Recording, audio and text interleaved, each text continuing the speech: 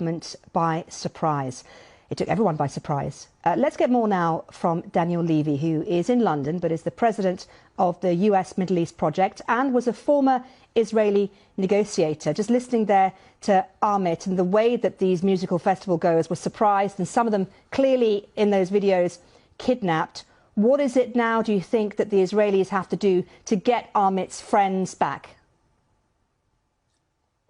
Well, of course, heartbreaking to hear Amit. Of course, the Israeli deterrence was caught by surprise. The Israeli military was caught by surprise. The Israeli intelligence, considered to be one of the most highly vaunted and respected in the world, caught by surprise. This, of course, has to be about making sure that all of those civilians who've been taken can return safely. But I fear that if we end the conversation there, Marianne, we may have a similar conversation sometime in the not too distant future. Because what we haven't talked about is, why is there a popular resistance movement, a militant movement in Gaza amongst the Palestinians resorting to these kinds of tactics? And the sad truth is that, yes, war is terrible. War's terrible anywhere. But the solution is not going to be a military one. The solution is going to have to be a political one, which takes care not only of Amit's friend, but also addresses the fact that Israelis have woken up to a horrific reality yesterday, today. Palestinians live without all the basic freedoms, the basic things that you and me take for granted. They live under a permanent occupation for approaching 6 decades.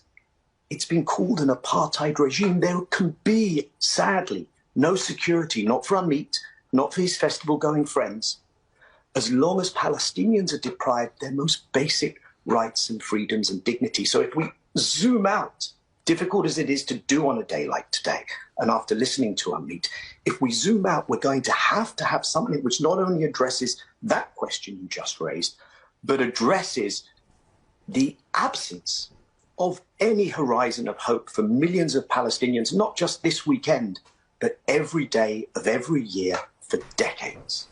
But given, Daniel, the extent of this attack, given the ferocity of the attack, given the makeup of the Israeli government right now, how likely is it that things are going to change?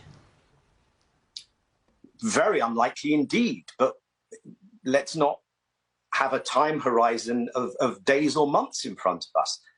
The appeal to the international community has to be an appeal that includes sending a signal to Palestinians that they have another way. You know, you have a Palestinian movement which 30 years ago, last month it was 30 years ago, recognized Israel, signed an agreement with Israel, made a deal to pursue negotiations.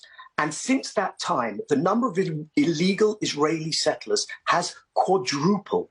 Since that time, all those things that you just said, all the indignities that Israelis saw yesterday are visited on Palestinians every day. Now, the reason, I think, that you can have an Israeli government of such extremity is that Israelis have been given the message, and this plays into how this happened. How come this huge failure? Israelis have been given the message by their friends in America, Britain, and the West that it's okay, you can do anything to the Palestinians, and we'll have your back. And that leads to Israel making the wrong decisions. It means Israel has avoided the hard choices. It means Israel has told itself that it can deal with this. The Palestinians are not a real problem. The world is okay with it. And that leads to the kind of hubris, the kind of ignoring of the reality, which I think has led to a deep decomposition within the system. And today and yesterday, Israelis are waking up to a psychological confusion and shock, the likes of which is unprecedented.